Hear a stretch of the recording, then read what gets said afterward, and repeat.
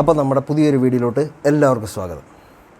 അപ്പോൾ ഇന്ന് നമ്മൾ ചർച്ച ചെയ്യാൻ പോകുന്നത് ലോകത്തിലെ ഏറ്റവും കൂടുതൽ കളക്ഷൻ നേടിയ ഒരു ചിത്രത്തെക്കുറിച്ചാണ്.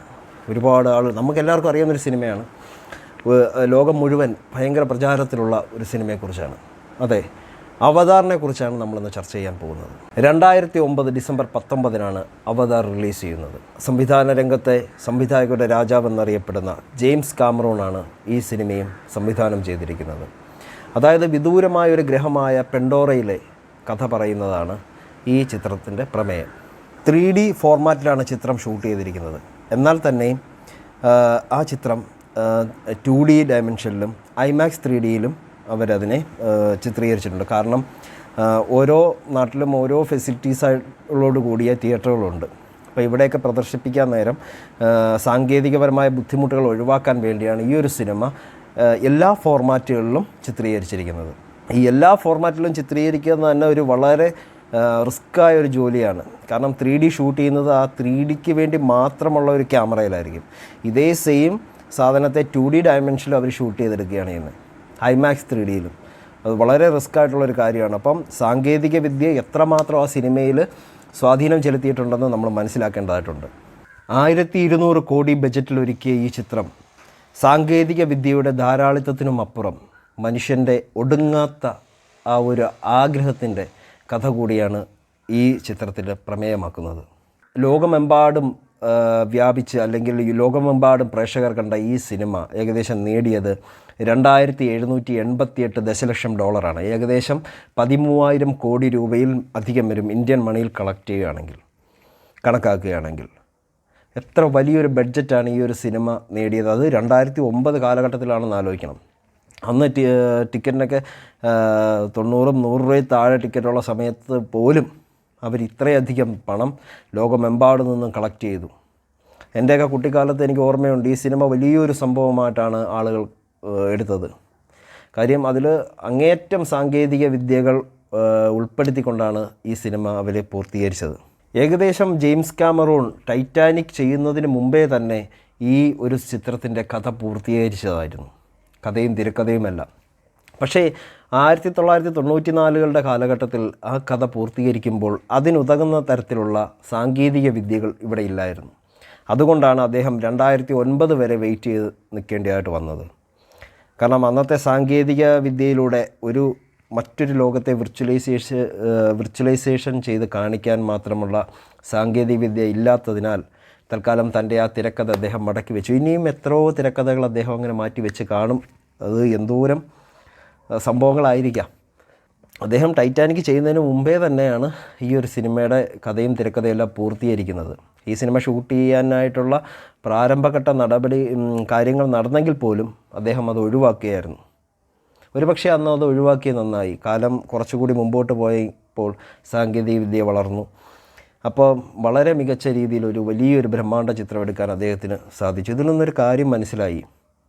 ക്ഷമയാണ് ഒരു മനുഷ്യന് അവൻ്റെ വിജയത്തിലേക്ക് എത്തുവാനുള്ള ഏറ്റവും അടിസ്ഥാനപരമായ ഒരു കാര്യം. അന്ന് അദ്ദേഹം വാശി പിടിച്ച ആ സിനിമ അന്ന് ഷൂട്ട് ചെയ്തിരുന്നെങ്കിൽ ഇന്നീ കാണുന്ന തരത്തിലുള്ള ഒരു പ്രേക്ഷകരിൽ ഒരു ആകാംക്ഷ ഉണ്ടാക്കുന്ന അല്ലെങ്കിൽ ഒരു അത്ഭുതമുണ്ടാക്കുന്ന ഒരു സൃഷ്ടിയായിട്ട് അത് മാറത്തില്ലായിരുന്നു. അതുറപ്പാണ്. ഏകദേശം തൻ്റെ ജീവിതത്തിലെ 15 വർഷക്കാലത്തോളം അദ്ദേഹം ഈ സിനിമ ചെയ്യാനായി വെയിറ്റ് ചെയ്തിരുന്നു. ന്യൂസിലൻഡിലെ വേറ്റ ഡിജിറ്റൽ എന്ന് പറയുന്ന ഒരു ഗ്രാഫിക്സ് കമ്പനിയാണ് ഇതിന് വേണ്ട തരത്തിലുള്ള ഗ്രാഫിക്സുകൾ തയ്യാറാക്കി കൊടുത്തത്. ഇതിൻ്റെ നിർമ്മാണത്തിനായി പടുകൂറ്റൻ ഉബുണ്ടു സെർവറുകളാണ് വേറ്റ ഇതിനായിട്ട് ഉപയോഗിച്ചത്. ഏകദേശം 1 മിനിറ്റ് ഗ്രാഫിക്സ് റെൻഡറിങ് ചെയ്യാനൊക്കെയുണ്ട്. റെൻഡറിങ് എന്ന് വെച്ച് കഴിഞ്ഞാൽ നമ്മൾ എഡിറ്റിങ്ങിനകത്ത് അതിനെ എക്സ്പോർട്ട് ചെയ്തെടുക്കുന്ന അല്ലെങ്കിൽ ആ എഡിറ്റ് ചെയ്ത് വെച്ച വിഷ്വലിനെ പൂർണ്ണതയിലേക്ക് ഔട്ടായിട്ട് എടുക്കുന്നതിനെയാണ് റെൻഡറിങ് എന്ന് പറയുന്ന ഒരു പ്രോസസ്സ് എന്ന് പറയുന്നത്. അതിനുവേണ്ടി ആ 1 മിനിറ്റ് ദൈർഘ്യമുള്ളതിന് ഏകദേശം 17 GB അവർ ചിലവാക്കി. അപ്പോൾ 2.5 മണിക്കൂറുള്ള സിനിമ എന്തോരം കാണും. 1 മിനിറ്റിനെയാണ് അവർ 17 GB ആയിട്ട് എടുത്തേക്കുന്നത്. ആ റെൻഡറിങ്ങിനായിട്ട് ആവശ്യം വന്ന 17 GB ആയിരുന്നു. അത് തന്നെ ഒരു വലിയ സംഭവമാണ്. ഈ അവതാർ ഇറങ്ങിയതിന് ശേഷം ലോകമെമ്പാടും ഒരുപാട് ചർച്ചകളായി. പക്ഷേ ഏറ്റവും ഒടുവിൽ ചർച്ചയായി മാറിയത് ചൈനയിലായിരുന്നു. ഏകദേശം $47 മില്യൺ ചൈനയിൽ നിന്ന് മാത്രമായിട്ട് ഈ സിനിമ കളക്ട് ചെയ്തത്. അതിൻ്റെ രണ്ടാം ഭാഗം ഇറങ്ങിയപ്പോൾ ചൈന കുറേ ഉപരോധങ്ങൾ കൊണ്ടുവന്നു സിനിമയ്ക്ക്.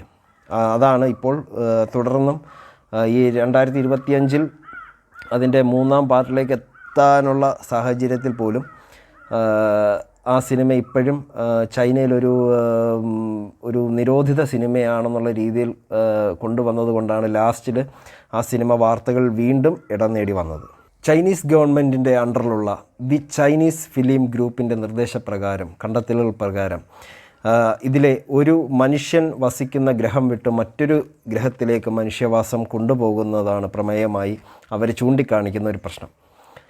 സോ അവിടുത്തെ ആളുകൾ ഇപ്പോൾ ചർച്ച ചെയ്തുകൊണ്ടിരിക്കുന്ന ഒരു വിഷയവും അതുതന്നെ ആയതുകൊണ്ട് ആഭ്യന്തരമായിട്ടുള്ള ഇത്തരം കാര്യങ്ങളിൽ കൂടുതൽ സ്വാധീനം ആ സിനിമ ചെലുത്തും എന്നുള്ള കണ്ടെത്തലുകളിലൂടെയാണ് ഔദ്യോഗികമായിട്ട് ആ സിനിമ നിരോധിച്ചതായിട്ട് അവർ പ്രഖ്യാപിച്ചത്.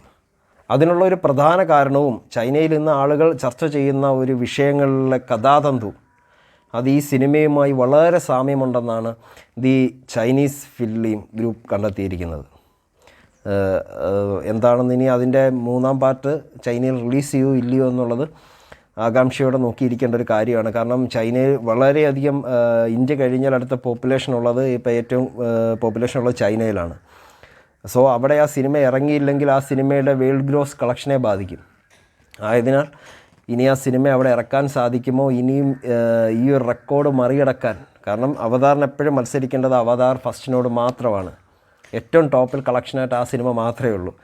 അപ്പം അവർക്ക് അതിനോടൊപ്പം മത്സരിക്കാൻ സാധിക്കുമോ എന്നുള്ളത് ഇനി വരും കാലങ്ങളിൽ നമുക്ക് കണ്ടറിയാം. ഏറ്റവും വലിയൊരു പ്രത്യേകത എടുത്തു പറയേണ്ടത് ഈ സിനിമയ്ക്ക് വേണ്ടി തന്നെ ഒരു ക്യാമറ നിർമ്മിച്ചു എന്നുള്ളതാണ്. വോള്യം എന്നാണ് ഈ ക്യാമറയുടെ പേര്. ഈ ക്യാമറ ജെയിംസ് കാമറൂണിൻ്റെ നേതൃത്വത്തിലാണ് ഈ ക്യാമറ ഡിസൈൻ ചെയ്ത് നിർമ്മിക്കുന്നത്. അദ്ദേഹം അതിന് പേറ്റൻറ്റും എടുത്തിട്ടുണ്ട്. കാരണം ആ സിനിമ ചെയ്യാനല്ലേ അദ്ദേഹത്തിന് മാത്രമേ ആ ക്യാമറ യൂസ് ചെയ്യാൻ ഒക്കൂ. ഒന്നാലോചിച്ചോണം, ഈ ഒരു സിനിമ ചെയ്യാൻ വേണ്ടി മാത്രമായിട്ടൊരു ക്യാമറ കണ്ടുപിടിക്കുന്നു. ആ സിനിമയുടെ റേഞ്ച് എത്രമാത്രമാണെന്ന് മനസ്സിലായിക്കോണം. അപ്പോൾ സാം വർത്തിങ്ടൺ എന്ന ഓസ്ട്രേലിയൻ നടനാണ് ഇതിനകത്ത് നായകനായിട്ട് അഭിനയിച്ചിരിക്കുന്നത്. അദ്ദേഹത്തിൻ്റെ ഇതിലെ കഥാപാത്രത്തിൻ്റെ പേര് ജാക്ക് സള്ളി എന്നാണ്. എന്തൊക്കെ പറഞ്ഞാൽ ഈ സിനിമയുടെ കഥാതന്തുവിനെക്കുറിച്ച് ഞാൻ പറയേണ്ടതില്ല. കാരണം എല്ലാ ആളുകളും കണ്ടതാണ്. ഒരുപാട് നൂതനമായ സാങ്കേതിക വിദ്യകൾ കൊണ്ടുവന്ന ഈ സിനിമയുടെ പിന്നണിയിലുള്ള കുറച്ച് അറിവുകൾ മാത്രമാണ് ഞാൻ പറഞ്ഞത്. ഇന്ത്യയിലെ തന്നെ നമ്പർ 1 കളക്ഷൻ നേടിയ ഈ സിനിമ എന്ന് തന്നെ നമുക്ക് വേണമെങ്കിൽ നിശംസം പറയാം. 2009 ഇറങ്ങിയ സിനിമയാണ് ഏറ്റവും ടോപ്പ് 1 കളക്ട് ചെയ്ത് നിൽക്കുന്നത്. ഇന്ത്യൻ മണിയിൽ കണക്കാക്കുകയാണെങ്കിൽ ഏകദേശം 13,000 അല്ലെങ്കിൽ 14,000 കോടിയിൽ അധികം രൂപ ഈ സിനിമ വേൾഡ് വൈഡ് കളക്ട് ചെയ്തിട്ടുണ്ട്. അപ്പോൾ നമുക്ക് ഇനിയും ഇതുപോലെ ഇൻട്രസ്റ്റ് ആയിട്ടുള്ള അടുത്തടുത്ത ഓരോ അറിവുകളുമായി കാണുന്നവരേക്കും ബൈ.